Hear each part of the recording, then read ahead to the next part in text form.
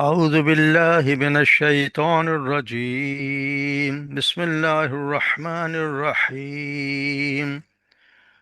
قل ادعوا الذين زعمتم من دون الله لا يملكون مثقال ذرة في السماوات ولا في الأرض وما له فيهما من شرك وما له منهم من ظهير. ولا تنفع الشفاعة عنده إلا لمن أذن له، حتى إذا فزع عن قلوبهم قالوا ماذا قال ربكم؟ قالوا الحق وهو العلي الكبير. قل من يرزقكم من السماوات والأرض؟ قل الله وإنا أو إياكم لعلى هدى أو في ضلال مبين. قل لا تسألون عما أجرمنا ولا نسأل عما تعملون. قل يجمع بيننا ربنا ثم يفتح بيننا بالحق وهو الفتاح العليم. قل أروني الذين ألحقتم به شركاء، كلا بل هو العزيز الحكيم. وما أرسلناك إلا كافة للناس بشيرا ونذيرا ولكن أكثر الناس لا يعلمون. ويقولون متى هذا الوعد إن كنتم صادقين. قل لكم ميعاد يوم لا تستأخرون عنه ساعة ولا تستقدمون.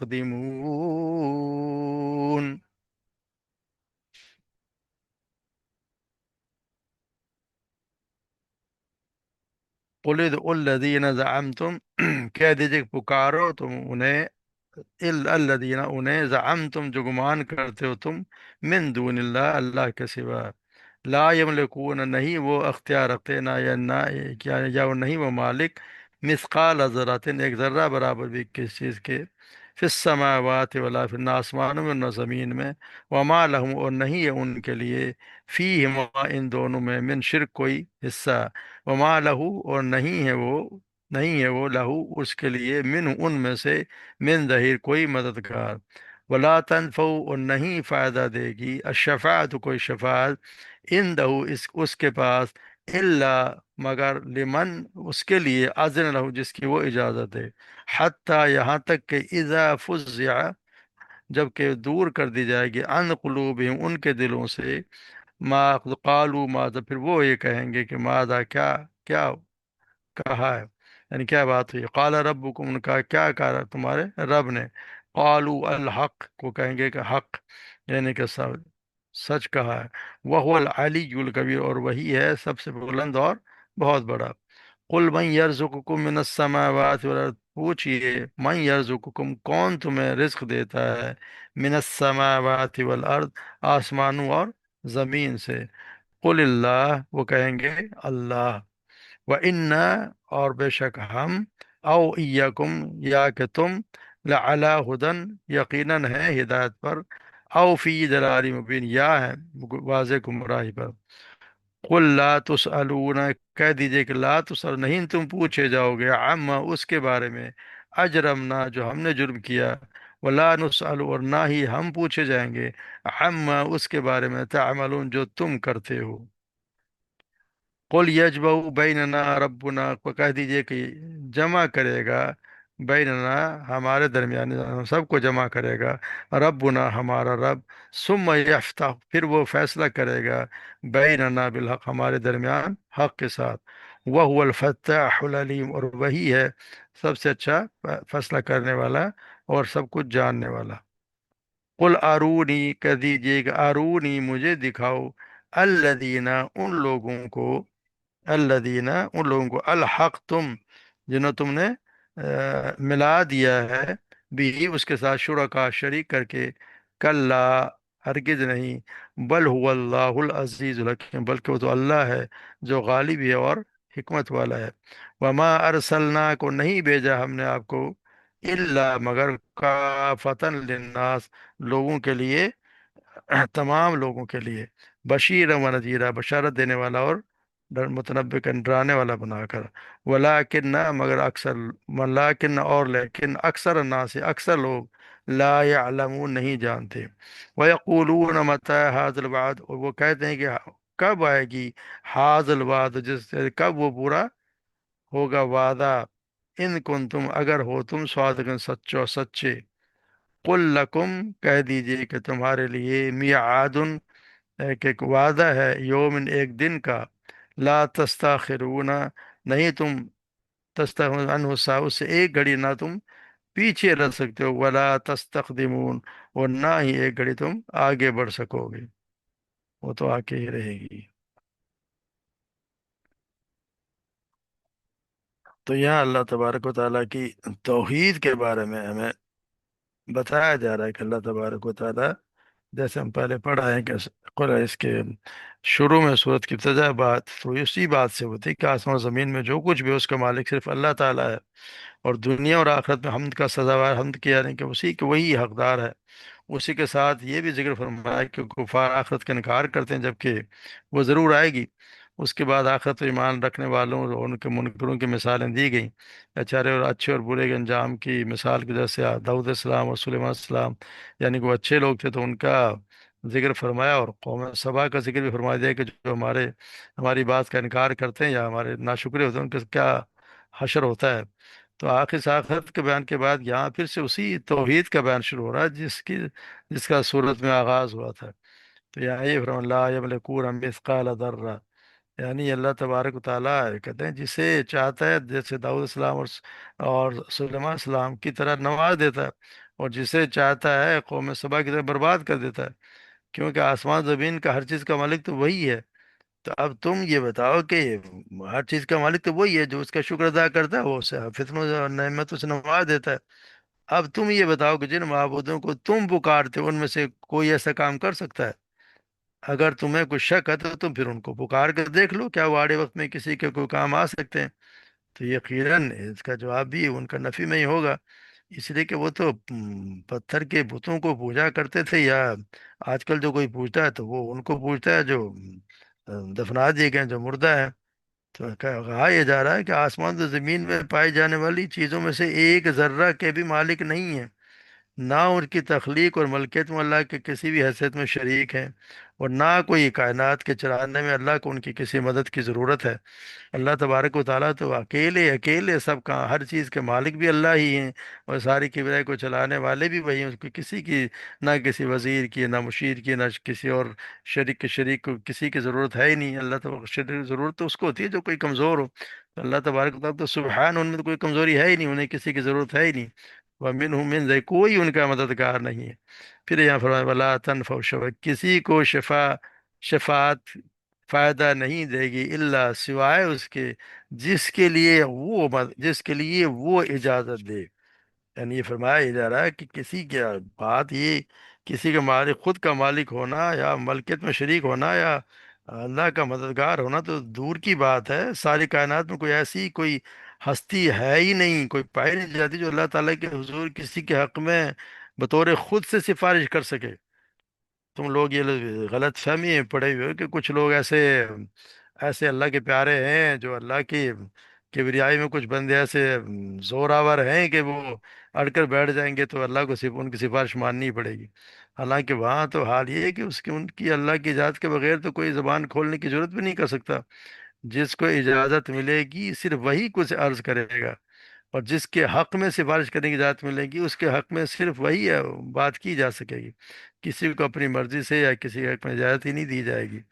یہاں تک کہ آپ صلی اللہ علیہ وسلم بھی جو ایسے شفاعت کریں گے وہ بھی، ان کو بھی شفاعت اس کی اجازت دی جائے گی۔ تو یہاں پھر ایک آدھا حتیٰ اذا فزع عن قلوبہم، جہاں تک کہ جب دور کر دیے جائیں گے ان کے دلوں سے، ان کے دلوں سے جب دور دور کر دی جائے گی، یعنی کہ جو گھبراہٹ جو دور ہے وہ کر دی جائے گی، تو پھر وہ کہیں گے معاذا، تو کیا قال، کہ تمہارے رب نے کیا کہا؟ تو وہ کہتے ہیں کہ الحق، یعنی وہ حق ہی کہا ہے۔ تو اس کا مطلب یہ ہے کہ یہ جو ہم مشرکین کہتے تھے کہ ہم اپنے معبودوں کو اس لیے پکارتے ہیں کہ اللہ تعالیٰ کے سے ہماری سفارش کر کے ہماری حاجت اور مشکل کشائی کروا دیتے ہیں،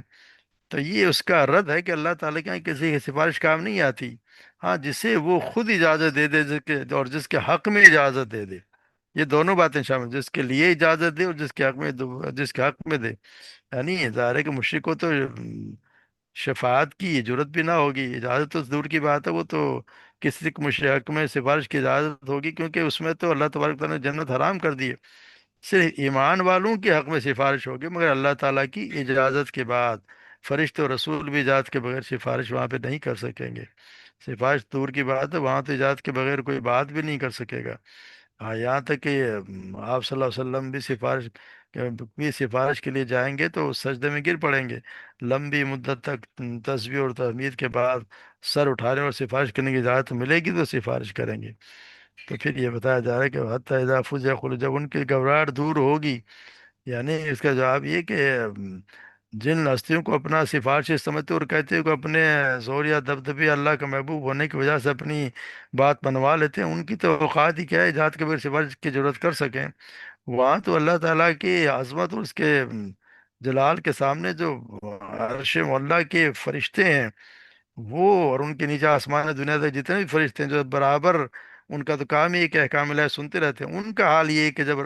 اللہ رب العزت جو کوئی وحی فرماتے تو وہ سب کی ہیبت سے تھر تھرا اٹھتے ہیں،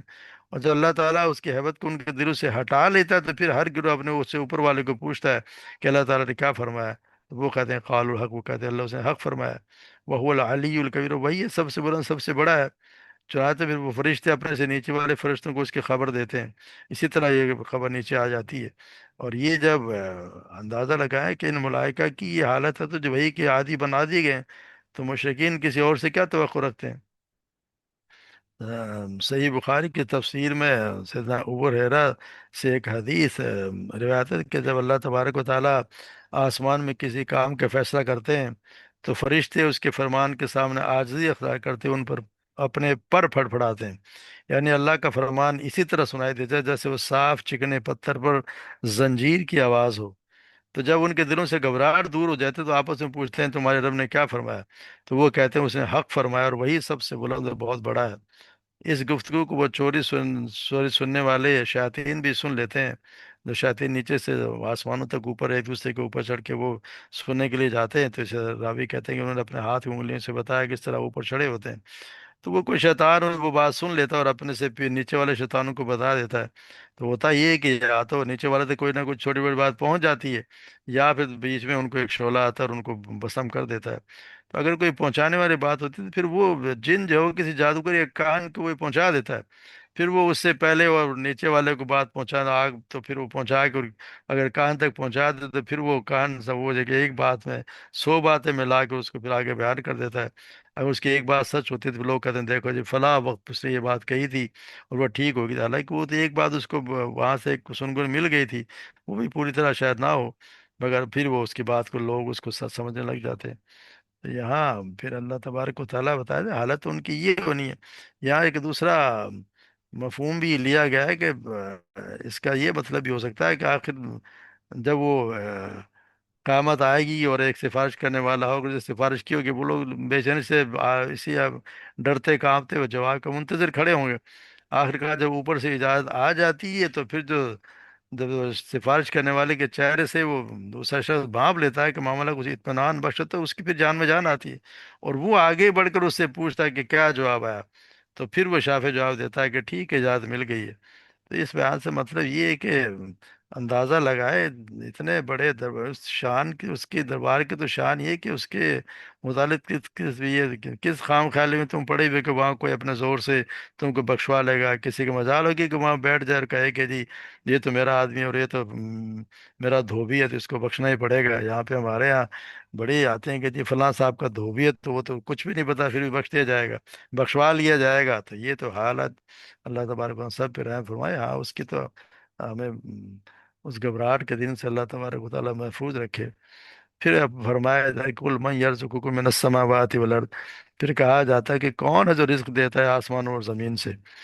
यानी कि इससे मतलब ये कि यहाँ ये बताया जा रहा है कि कौन है, जिनसे पूछो कि कौन है जो तुम्हें रिस्क देता है आसमानों और ज़मीन से। तो यहाँ अब असल में भी इसमें समझने के बीच में खला है, क्योंकि ये मुशक्कीन जो थे वो सिर्फ ये नहीं कि अल्लाह तबारक व तआला को तो वो भी माना मानते थे, बल्कि ये भी मानते थे कि रिज्क जो है वो अल्लाह तबारक व तआला ही देते हैं। मगर उसके बावजूद वो दूसरों को उसके साथ शरीक ठहराते थे। जब उनके सामने सवाल पेश किया कि बताओ कौन तुम्हें आसमान से रिज्क और ज़मीन से रिज्क देता है, तो फिर वो मुश्किल में पड़ गए। अल्लाह के सिवा किसी और का नाम लेते हैं तो खुद अपने और अपने कौम के अकीदे से के खिलाफ बात चली जाती है। तो इस हरदर्मी की बुनियाद पर ऐसी बात कह भी दें तो डरते हैं कि खुद अपनी कौम उनको झुठला देगी। अगर तस्लीम करते हैं तो अल्लाह ही रिज्क देने वाला है, तो फौरन दूसरा सवाल ये सामने आ जाता है कि अगर सब कुछ अगर अल्लाह ही दे रहा है, तो फिर ये जो दिन को तो तुम पूछते हो ये क्या है, इन्हें तुमने क्यों इलाह बना के रखा हुआ है। तो रिस्क तो दे अल्लाह और पूजे जाए ये दूसरे। तो आखिरकार तुम्हारी अकल कहाँ चली गई है, इतनी बातें तुम्हारी समझ में नहीं आती। तो वो इस मुश्किल में पड़कर चुप हो जाते हैं, कोई जवाब नहीं देते। ना ये कहते हैं कि अल्लाह ही रिज़्क देने वाला है, ना ये कहते हैं कि कोई दूसरा माबूद बरहक जो वही माबूद राज़िक है। पूछने वाला जब ये देखता है कि कुछ भी नहीं बोलते, तो फिर वो खुद अपने अपने सवाल को जवाब देता है। कुल अल्लाह अल्लाह, कुल अल्लाह अल्लाह ही है, वो खुद ही कह देते हैं। आप साहब के खुद कह दीजिए कि अल्लाह, यानी कि ये तो जवाब नहीं दे, तो आप कहते हैं अल्लाह ही है। व इन वैयाकुम लअला हुदन औ फी दलालिम मुबीन, यानी बेशक या मैं या हम या तुम यकीनन एक तो कोई हिदायत पर है, या फिर दलाल तो वाज़िह गुमराही में। यानी हम में से एक जो है वो तो गुमराही पर है, एक हिदायत पे है। इसमें असल में एक